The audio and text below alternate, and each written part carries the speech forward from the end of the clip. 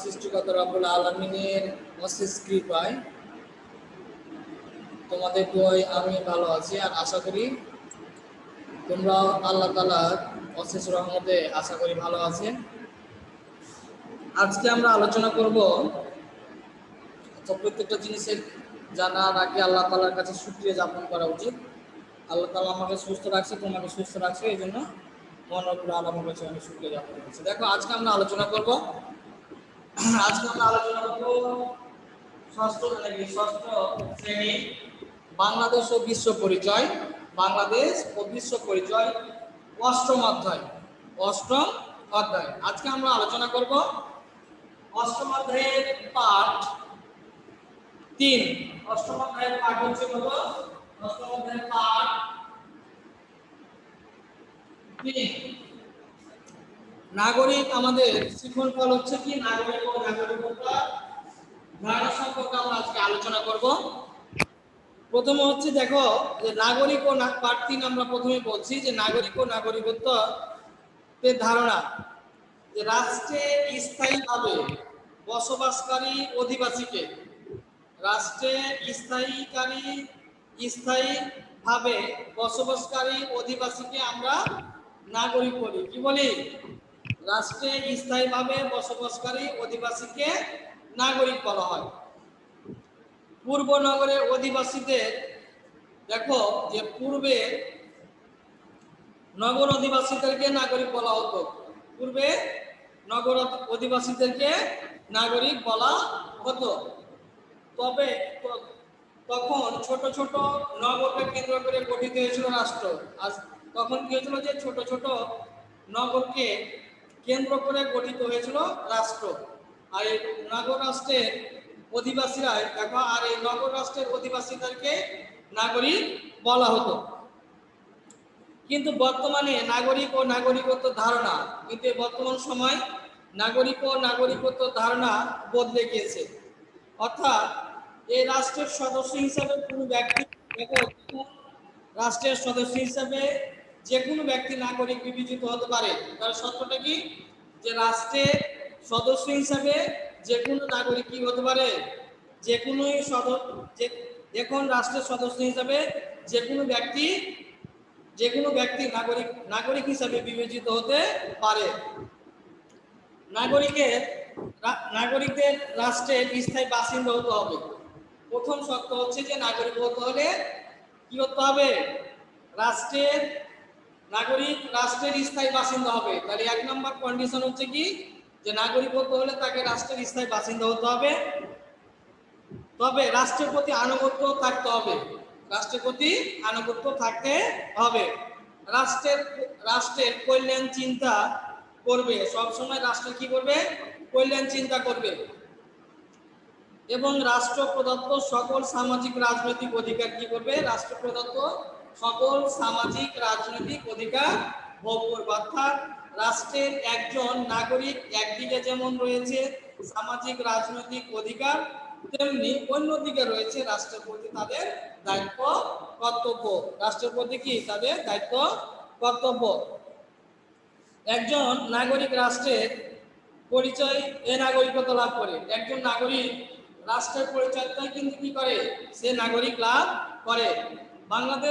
বাংলাদেশ নাগরিক হিসাবে আমরা, বাংলাদেশের নাগরিক হিসাবে আমাদের সকল নাগরিকত্ব পরিচয় হচ্ছে, বাংলাদেশের নাগরিক হিসাবে আমাদের সকলের পরিচয় হচ্ছে হিসাবে আমরা বাংলাদেশি। আমরা কি? বাংলাদেশি। আমাদের রাষ্ট্র বাংলাদেশ, তাই আমরা বাংলাদেশের নাগরিক। এখন দেখো আসসালামু আলাইকুম। আলোচনা করব। দেখো, একজন নাগরিক হতে হলে তার ভিতরে অবশ্যই 4টি বৈশিষ্ট্য থাকতে হবে। কয়টি? 4টি। একজন নাগরিক হতে হলে অবশ্যই তার ভিতরে 4টি বৈশিষ্ট্য থাকতে হবে। 1 নম্বর হচ্ছে রাষ্ট্রের প্রতি আনুগত্য। তাহলে প্রথম পয়েন্টটা কি? যে রাষ্ট্রের প্রতি তাকে অবশ্যই আনুগত্য করতে হবে। রাষ্ট্রের যতগুলো নিয়ম আছে, বিধিবিধান আছে, সবগুলো তাকে মেনে চলতে হবে। তাহলে প্রথম পয়েন্ট হচ্ছে রাষ্ট্রের প্রতি আনুগত্য। প্রথম পয়েন্টটা কি? রাষ্ট্রের প্রতি আনুগত্য। 2 নাম্বার হচ্ছে রাষ্ট্রের স্থায়ী বাসিন্দা হতে হবে। তাহলে আমরা প্রথমে বলেছিলাম যে একজন নাগরিক হতে হলে অবশ্যই তাকে রাষ্ট্রের স্থায়ীভাবে বাসিন্দা হতে হবে। অস্থায়ী বাসিন্দা কখনো নাগরিক হতে পারে না। অস্থায়ী বাসিন্দা কখনো নাগরিক হতে পারে না। তাহলে 2 নম্বর বৈশিষ্ট্য হচ্ছে যে রাষ্ট্রের স্থায়ী বাসিন্দা হবে। 2 নম্বর বৈশিষ্ট্য কি? রাষ্ট্রের স্থায়ী বাসিন্দা হবে। 3 নম্বর বৈশিষ্ট্য হচ্ছে কি? রাষ্ট্রের প্রতি দায়িত্ব কর্তব্য।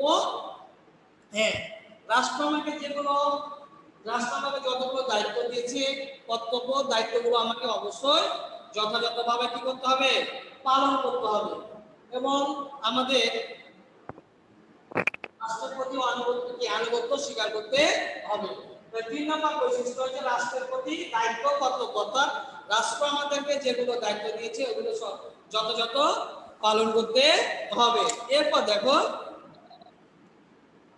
যে রাষ্ট্র থেকে রাজনৈতিক ও সামাজিক অধিকার লাভ। তাহলে আমরা কোথা থেকে? রাষ্ট্র থেকে আমাদের সামাজিক ও রাজনৈতিক অধিকার লাভ করতে পারি। যেমন রাজনৈতিক অধিকার কি? আমরা বাংলাদেশের নাগরিক হিসেবে আমার নিজস্ব ভোটাধিকার করতে পারি, কিন্তু বিদেশি নাগরিক কখনো বিদেশি আর কখনো তাদের রাজনৈতিক অধিকার ভোগ করতে পারে না, তবে সামাজিক অধিকারগুলো তারা ভোগ করতে পারে। এরপর দেখো যে নাগরিক ও বিদেশিদের মধ্যে ডিফারেন্সটা কি, পার্থক্যটা কি? একটি রাষ্ট্রে নিজ অধিবাসী ছাড়াও আমাদের একটা রাষ্ট্রে নিজের অধিবাসী ছাড়াও ভিন্ন দেশের অনেক লোক বসবাস করে। ভিন্ন দেশের অনেক লোক তারা কি বসবাস করে। যেমন শিক্ষা, ব্যবসা, বাণিজ্য, চাকরি নানা কারণে তারা অবস্থান করে। এরাই বিদেশি হিসাবে পরিচিত, তবে তারা কোনো স্থায়ীভাবে বসবাস করে না। তারা তবে কোনো স্থায়ীভাবে বসবাস করে না। বিদেশিরা যে রাষ্ট্রে বসবাস করে সে রাষ্ট্রের প্রতি আনুগত্য পোষণ করে না। হ্যাঁ, তাহলে কি? হ্যালো প্রিয় শিক্ষার্থী, হ্যাঁ কি কথা বুঝতে সমস্যা হচ্ছে নাকি? হ্যালো, না স্যার। আচ্ছা আচ্ছা দেখো, তাহলে বিদেশিরা কি? দেখো যে বিদেশিরা যে রাষ্ট্রে বসবাস করে তারা রাষ্ট্রের প্রতি আনুগত্য পোষণ করে না। তাহলে বিদেশিরা যে রাষ্ট্রে তারা বসবাস করে সে রাষ্ট্রের প্রতি আনুগত্য পোষণ করে না। পক্ষান্তরে যে যারা রাষ্ট্রের স্থায়ী বাসিন্দা, যারা নাগরিকত্ব লাভ করছে, তারা অবশ্যই রাষ্ট্রের প্রতি কি করবে? আনুগত্য স্বীকার করবে। তবে তা কেবলমাত্র বসবাসকারী রাষ্ট্রের অভ্যন্তরে সামাজিক অধিকার ভোগ করতে পারে। আমি আগে বলছিলাম যে যারা বিদেশি তারা কোনো রাজনৈতিক অধিকার ভোগ করতে পারে না, তবে কেবলমাত্র বসবাসকারী রাষ্ট্রের অভ্যন্তরে তারা সামাজিক অধিকারগুলো কি করতে পারে? ভোগ করতে পারে। কিন্তু বিদেশে তারা বসবাসকারী সরকার কিংবা রাষ্ট্রের কোনো রাজনৈতিক অধিকার ভোগ করতে পারে না। তাই বিদেশিরাকে আমরা রাষ্ট্রের নাগরিক নয়, তাই তারা বিদেশিরা আমাদের রাষ্ট্রের নাগরিক নয়। এখন দেখো আমরা এখন আলোচনা করব নাগরিকত্ব লাভে। দেখো এগুলো আমি বুঝে ফেললাম। এখন আমরা আলোচনা করব নাগরিকত্ব লাভে।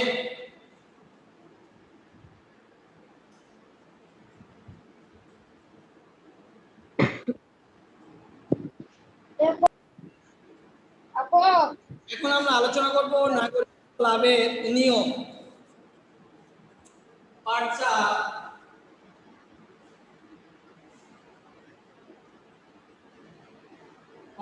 হচ্ছে নাগরিকত্ব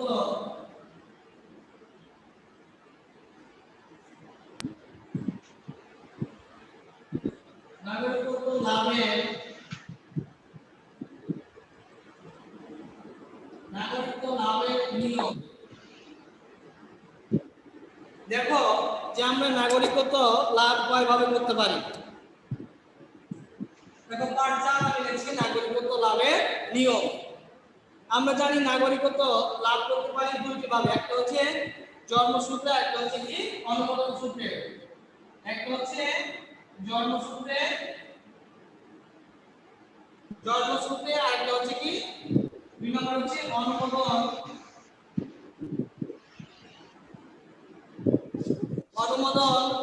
অনুমোদন সূত্রে। তাহলে আমরা নাগরিকটাকে ভাগ করতে পারি দুই ভাবে। আমরা নাগরিক কয় ভাবে ভাগ করতে পারি? দুই ভাবে। একটা হচ্ছে জন্মসূত্রে, আর একটা হচ্ছে কি অনুমোদন সূত্রে। এখন দেখো, নাগরিক হলো রাষ্ট্রের অধিবাসী বা ব্যক্তির জাতীয় পরিচয়। তাহলে নাগরিকটা কি? নাগরিক হলো রাষ্ট্রের অধিবাসী এবং ব্যক্তির পরিচয়। রাষ্ট্রকে কেন্দ্র করে ব্যক্তির পরিচয় লাভ করে। রাষ্ট্রকে কেন্দ্র করে ব্যক্তি পরিচয় লাভ করে। আর নাগরিকত্ব লাভের উপায় হচ্ছে দুইটি। কয়টি?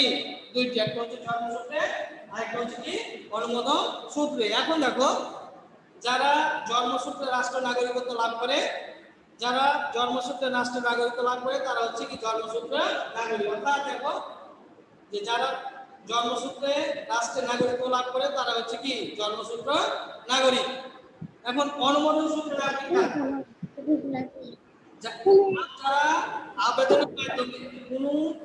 যারা আবেদনের মাধ্যমে কোনো রাষ্ট্রের নাগরিকত্ব লাভ করে তখন তাকে অনুমোদন সূত্রে নাগরিকত্ব বলে। তখন তাকে অনুমোদন সূত্রে নাগরিকত্ব বলে। অনুমোদন সূত্রে কি হতে হবে? তাকে আবেদন করতে হবে। আবেদন করে কোন দেশের নাগরিকত্ব লাভ তাকে অনুমোদন সূত্রে নাগরিকত্ব বলা হয়। এখন দেখো যে অনুমোদন সূত্রে নাগরিকত্ব লাভ করতে তাদের রাষ্ট্রের অর্পিত কিছু শর্ত পূরণ করতে হয়। এখন সে যে অনুমোদন সূত্রে নাগরিকত্ব লাভ করবে তাকে কিছু শর্ত দেবে। শর্তগুলো অবশ্যই তাকে কি করতে হবে? মেনে চলতে হবে। এক নম্বর হচ্ছে দেখো, জন্মসূত্র নাগরিকত্ব হচ্ছে দুই প্রকার। একটা হচ্ছে জন্ম নীতি, আর একটা হচ্ছে কি জন্মসূত্র নীতি, একটা হচ্ছে কি জন্মস্থান নীতি। এখন দেখো, তাহলে আমরা এখন আলোচনা করবো কি যে জন্মসূত্র নাগরিকের থেকে আবার দুই ভাগে ভাগ করা হয়েছে। কয় ভাগে? দুই ভাগে। একটা হচ্ছে তোমার জন্ম সূত্র নীতি,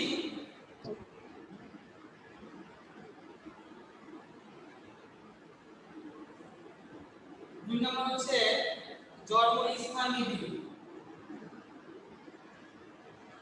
জন্মস্থান নীতি।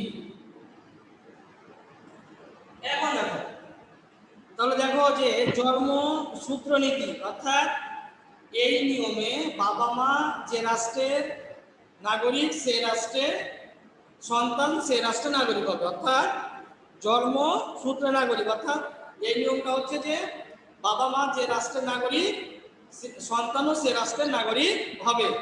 কোনো বাবা মা বিদেশে জন্মগ্রহণ করলেও সেই সন্তান পিতামাতা দেশের নাগরিক হবে। তো মনে করো বাংলাদেশে সে নাগরিক কিন্তু সে বিদেশে জন্মগ্রহণ করছে, কিন্তু সে সন্তান এবং পিতামাতা দেশের নাগরিক, অর্থাৎ আমাদের দেশের নাগরিক। পৃথিবীর বেশি এই নীতি অনুসরণ করা হয়, অর্থাৎ পৃথিবীর অধিকাংশ দেশগুলোতে এই নীতি অনুসরণ করা হয়। এই নিয়ম অনুযায়ী কোনো জাপানি বা ফরাসি মা বাবার সন্তান বাংলাদেশে জন্মগ্রহণ করলে জাপান এবং ফ্রান্সের নাগরিক হবে। এভাবে বাংলাদেশিরাও ভারতীয় বা কোনো পিতামাতার মা বাবার সন্তান ওই দেশে জন্মগ্রহণ করলে বাংলাদেশ বা ভারতের নাগরিক হবে। বাংলাদেশ, ফ্রান্স, জাপান, ইটালি প্রভৃতি দেশ এইগুলোর নিয়ম মেনে চলে। কোন নীতি? জন্মসূত্র নীতি। কোন নীতি? জন্মসূত্র নীতি। এখন দেখো যে জন্মস্থান নীতি। তাহলে জন্মস্থান নীতি কোনটা? যে এই নিয়মে বাবা মা যে দেশের নাগরিক হোক না কেন, আচ্ছা দেখো তাহলে জন্মস্থান নীতি কোনটা? যে বাবা মা যে দেশের নাগরিক হোক না কেন, সন্তান যে দেশে জন্মগ্রহণ করবে সন্তান সেই দেশের নাগরিক হবে। অর্থাৎ মনে করো যে পিতামাতা যে দেশের নাগরিক হোক না কেন, সন্তান যদি ওই দেশে জন্মগ্রহণ করে তাহলে সন্তান ওই দেশের নাগরিকত্ব লাভ করবে।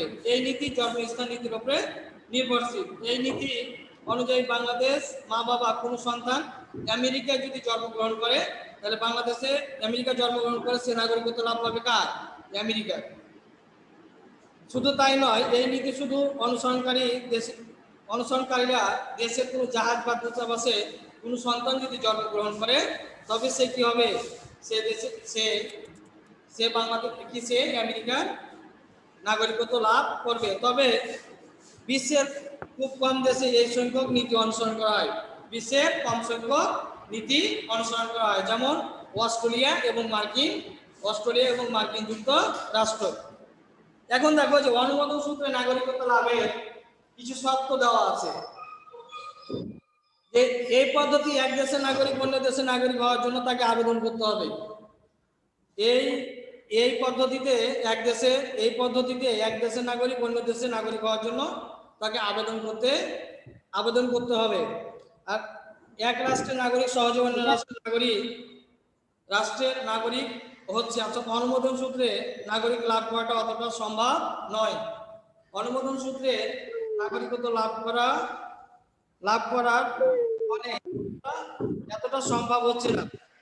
শিক্ষা দীক্ষা ব্যবসা বাণিজ্য ছাড়া তারা নানা কারণে এক দেশের নাগরিক অন্য দেশে তারা বসবাস করে। এরূপ বসবাসকারী ব্যক্তির ওই দেশের নাগরিকত্ব প্রয়োজন হয়।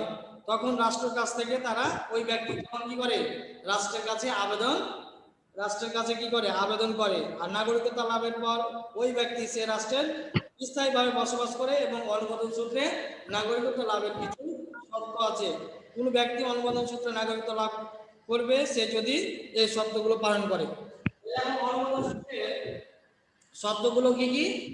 এক নম্বর হচ্ছে যে অনুমোদন সূত্রে নাগরিকত্ব লাভ করতে হলে কিছু শর্ত আরোপ করা আছে। ওই শর্তগুলো কি? এক নম্বর শর্ত হচ্ছে যে ওই রাষ্ট্রের কোনো নাগরিককে বিয়ে করতে হবে। তাহলে প্রথম শর্তটা হচ্ছে কি, অনুমোদন সূত্রে নাগরিকত্ব লাভ করতে হলে এখানে তোমার 9টা পয়েন্ট দেওয়া আছে। তার সকল 9টাই পয়েন্ট তোমাকে যথাযথভাবে মানতে হবে। এক নম্বর হচ্ছে ওই রাষ্ট্রের কোনো নাগরিককে বিয়ে করতে হবে। 2 নম্বর হচ্ছে ওই রাষ্ট্রের সম্পত্তি ক্রয় করতে হবে। তাহলে ওই রাষ্ট্রের 2 নম্বর পয়েন্ট হচ্ছে কি, ওই রাষ্ট্রের সম্পত্তি কি করতে হবে? সম্পত্তি ক্রয় করতে হবে। 3 নম্বর হচ্ছে ওই রাষ্ট্রে দীর্ঘদিন ধরে তাকে কি করতে হবে? বসবাস করতে হবে। ওই রাষ্ট্রের চাকরিরত থাকতে হবে।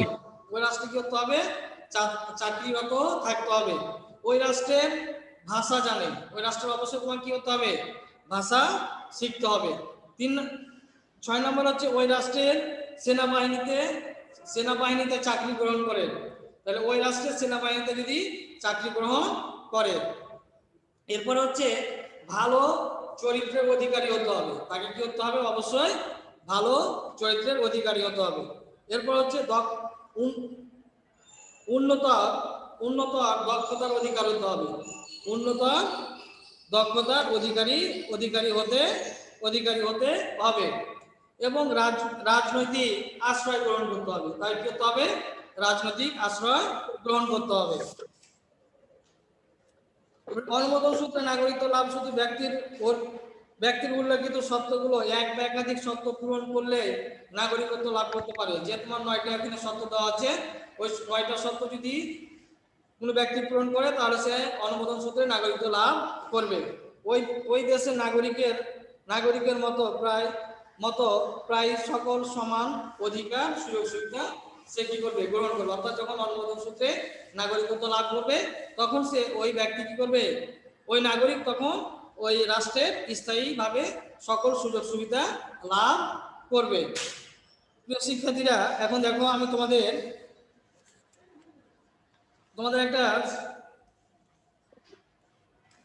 এখন কিছু সংক্ষিপ্ত প্রশ্ন দেওয়া হবে। এই প্রশ্ন যতটুকু পড়া হয়েছে এর আলোকে তোমাদের কি করা হবে? প্রশ্নগুলো করা হবে।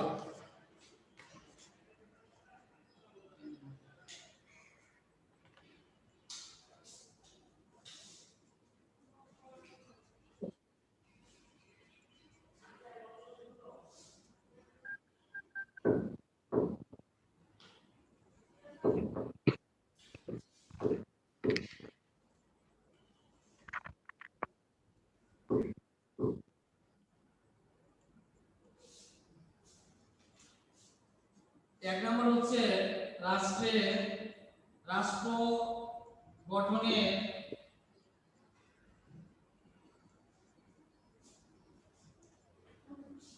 রাষ্ট্র গঠনের উপাদান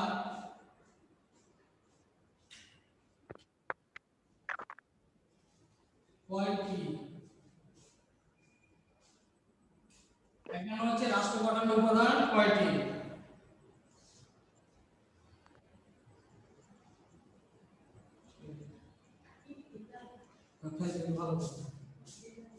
মুসলিম সব বন্ধ করে দিলে কেউ জ্বালাই ওই কাজ ছিল না জ্বালাই বলতে মনে রাষ্ট্রের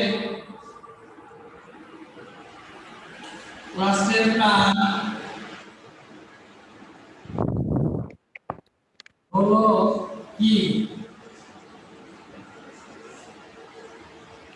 3 নম্বর নগর কেন্দ্রিক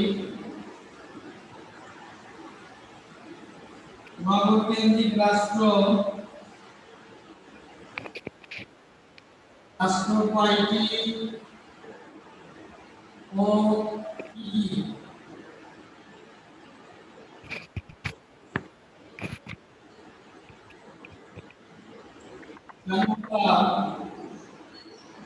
রাষ্ট্র গঠনের সবচেয়ে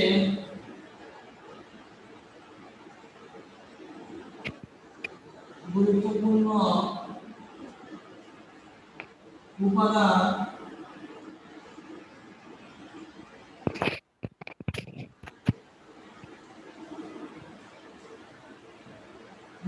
উপাদান কোনটি? 5 নম্বর বাংলাদেশে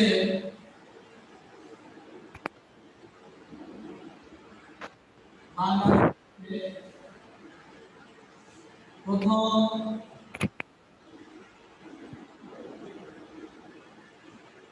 অস্থায়ী সরকার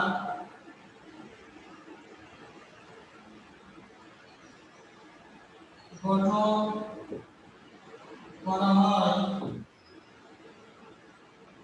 কত সালে?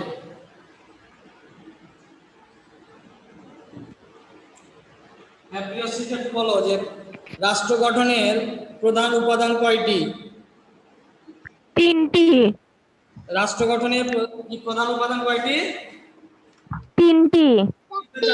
বলো 4টি না? 4টি।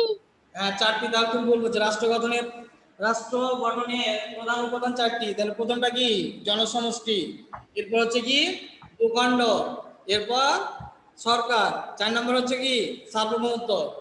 তাহলে যে 3টি বলছিল সে ভুল বলছিল। তাহলে কয়টি হচ্ছে? 4টি। কয়টি? 4টি। 4টি। জনসমষ্টি, তারপর হচ্ছে কি? ভূখণ্ড, তারপর সরকার ও সার্বভৌমত্ব। এখন দেখো রাষ্ট্রের প্রাণ হলো কি? মানে এই 4টি উপাদানের ভিতরে কোনটাকে রাষ্ট্রের প্রাণ বলা হয়? তোমাদের আমি প্রশ্নটা বুঝিয়ে বলছি। দেখো যে রাষ্ট্রের প্রাণ হলো কি, মানে যে 4টি উপাদান আছে এই কোন উপাদানটিকে রাষ্ট্রের প্রাণ বলা হয়? এই 4টির ভিতরে যে কোনো একটা হবে, বলো। বুঝি নাই? জনসমষ্টি। জনসমষ্টি বলা হলো জনসমষ্টি। যদি জনসমষ্টি না থাকে চিত্র থাকবে না। আচ্ছা, এরপর দেখো যে নগর কেন্দ্রিক রাষ্ট্র কয়টি ও কি কি? নগর কেন্দ্রিক রাষ্ট্র কয়টি?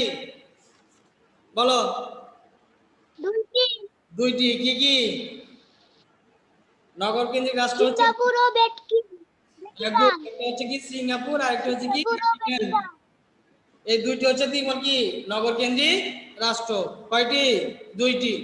রাষ্ট্র 2টি। সবচেয়ে গুরুত্বপূর্ণ উপাদান কোনটি?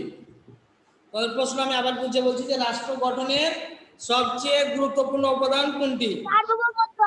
গুড।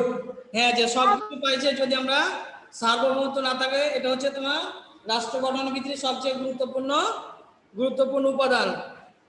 আচ্ছা, এরপর দেখো বাংলাদেশের প্রথম অস্থায়ী সরকার গঠন করা হয় কত সালে? তারিখটা তা বলো। 1971 সালে। কত?